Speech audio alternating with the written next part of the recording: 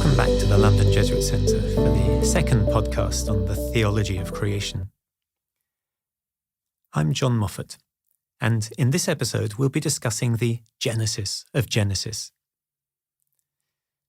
Let's remember this key point from last time. The way religious people interpret sacred text can and does change through the centuries in the light of new knowledge and insight. That is something acknowledged in the Christian tradition and in many others too. We want to give our students insight into this to help them make sense of Catholic faith in the modern world. We recall that very useful idea of J.L. Austin, which helps explain how all that works. When anyone says or writes something, their words carry first a basic meaning free of context, the locutionary force. Next, they carry the meaning that the user intends, the illocutionary force. And finally, they carry the meaning that the reader or hearer understands, the perlocutionary force.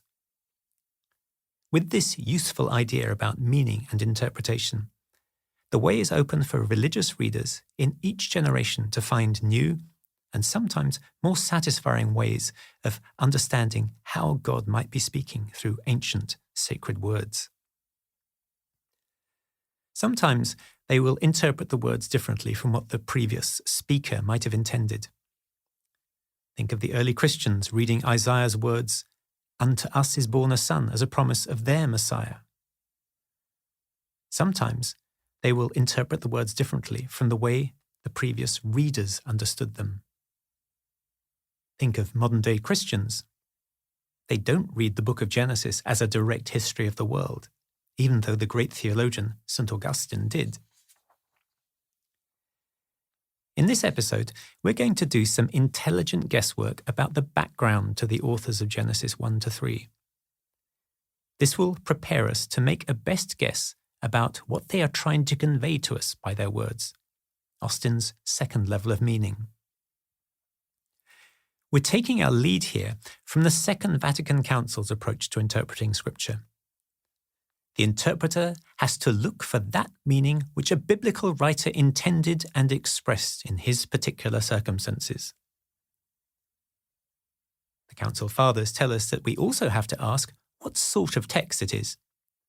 What genre are the authors consciously writing in? Is it history, or poetry, or fable, or prophecy?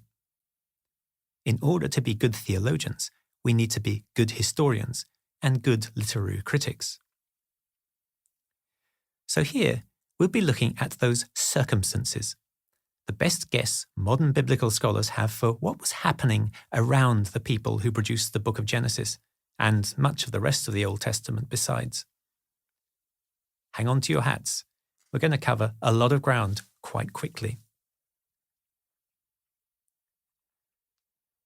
Most of what we read on the pages of what Christians call the Old Testament was compiled over a long and turbulent period between 800 BC and 300 BC. By the beginning of this period, the single kingdom of Saul and David had split into two Hebrew kingdoms. One was the large and wealthy kingdom of Israel. Its capital was in Samaria, and it had a number of shrines to the Lord at places like Bethel, Mount Gerizim, and Shiloh. The other, smaller and poorer, was the kingdom of Judah, with its capital in Jerusalem, where a descendant of David sat on the throne and worshipped in the temple of the Lord built by Solomon. In 721 BC, the first of two disasters struck.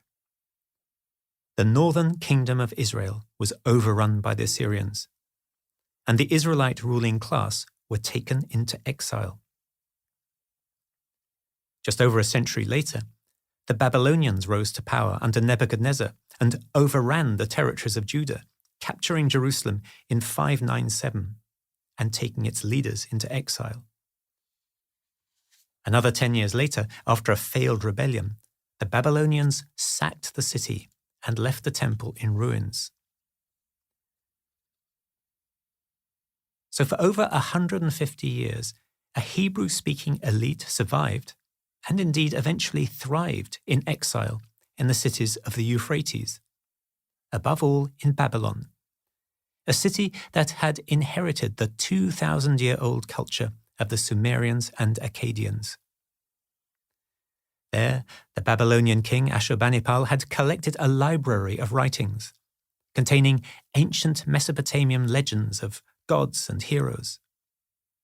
Some of that library is available to us today. Much more of it would have been available to the Hebrew scholars living in Babylon 2,500 years ago.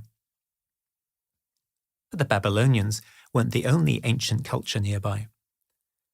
Just before the Second Babylonian attack on Jerusalem, a leading Jewish resistance group fled to Egypt, taking the prophet Jeremiah with them. There were long-standing connections between the peoples of Judah and Israel and Egypt. There, too, their religious intellectuals and writers could engage with a neighboring culture with unimaginably ancient traditions about life, death, the gods, and the origin of everything. So that tells us something about the world that Jewish intellectuals were moving in. But who were the writers of the long set of texts of the Old Testament that begin with those 3 chapters on the creation of the world and end with the fall of Jerusalem? We can start by thinking about the different sorts of groups that were writing. We can be fairly sure that some of the writing in the Old Testament is contemporary or nearly contemporary with the events it describes, and much of that writing is found in the prophets. Amos's words fit into the history of the 750s, Zechariah's into the history of the 450s. The other prophets lie in between. We know then that one very important set of writers during these centuries were the disciples of the different prophets. This is crucially significant because the prophets are important intellectual leaders in the storytelling process. They interpret the theological meaning of historical events. Their message is a constant challenge to the ruling elite to practice social justice and to worship the Lord alone. For them, the events of history are signs of God's judgment. We find Jeremiah warning his contemporaries of the coming destruction by the Babylonians if they do not listen to God's voice, if they fail to be faithful to his covenant. But we also find him giving a message of hope and God's grace, looking forward to a new deal, a new covenant. 50 years after the disaster of the exile, a new generation of prophetic writers saw that hope fulfilled. Cyrus the Persian overthrew the Babylonians and in his turn conquered the Middle and Near East. In 538 BC, he prudently decided that he wanted all the different peoples of his empire praying to the God of the universe on his behalf in their own way. So he sent all the exiles, including the Jewish exiles, back to their homes, to rebuild their temples and pray to their gods for the new empire. We hear the prophets of exile, Ezekiel, and above all, the author of the second part of the book of Isaiah, begin to speak with a new voice. God has forgiven the people and is now going to restore them. The new deal, the new covenant has arrived. In fact, it is their God, the Lord, who has specially chosen Cyrus as a Messiah, an anointed one, to rescue them. When we read the middle parts of Isaiah, so-called Second Isaiah, we realize that at some point this experience has led the prophetic writer and his contemporaries to start thinking about their God in a new way. In the older layers of storytelling in the Old Testament, the Lord was a God who certainly outdid the gods of rival nations in battle. He was a God of storms and mountaintops. But in 2nd Isaiah, the Lord appears as the one and only God, the God who guides all history and is the maker of the whole universe. The Lord God who rescues God's people is also the creator of the world. This gives us a first clue. We can recognize a relationship between this writing and our creation story in Genesis 1. But we still need to think about who else might have been involved in turning all this into a story, a history of a people. The disciples of the prophets are not the only religious group writing and interpreting events. Priests who look after shrines and temples, and royal scribes are also writers and storytellers. Let's go back a bit and think about the other Hebrew kingdom of Israel Samaria, the one that fell in 721 BC. Scholars reckon that when the Assyrians invaded, many refugees fled to Judah in the south. Among them were many priestly scribes who brought with them ancient tribal legends, pieces of early history writing, and a detailed account of tribal law and cultic and liturgical practices. The scholars suggest that it was priestly writers who began compiling some of the core of the material that we find in the first 4 books of the Old Testament, Genesis through to Numbers. That could explain why there is so much material about ritual and liturgical rules, especially in the book of Leviticus. But there are other later layers of writing interwoven with the first. Some of these show less interest in priestly matters. They seem to have more to do with the book of Deuteronomy, which reworks some of the first layer of legal material and represents it as terms of the covenant for an existential choice for the people. In fact, the book of Deuteronomy provides a bridge between the books of the law and a history that ends with the Babylonian exile. It echoes the interpretation of the prophets. If disaster happens, it is because the people and their rulers have failed to listen to God and keep the covenant. And yet, as in the prophets, there is always hope in God's mercy. It is impossible to be sure who wrote what in the book of Genesis itself, but we can see that some writing shares priestly concerns. Some writing shares prophetic concerns.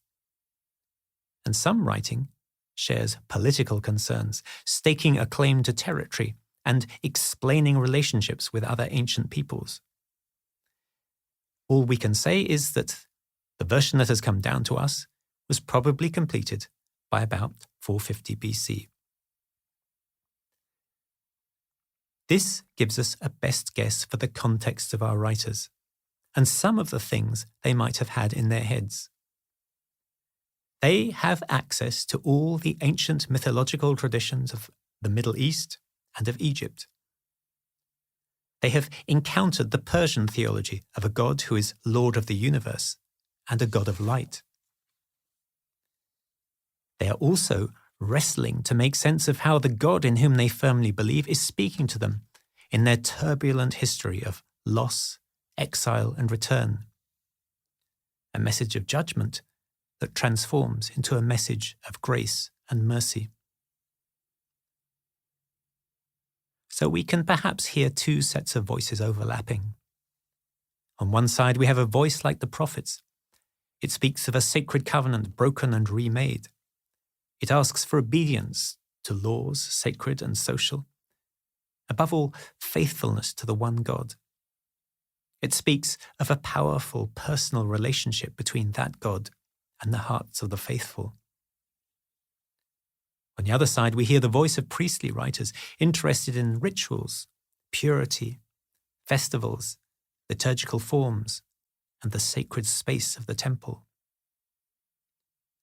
On top of all this, we seem to have a powerful new prophetic insight that the God of this people is the one true God who made the universe.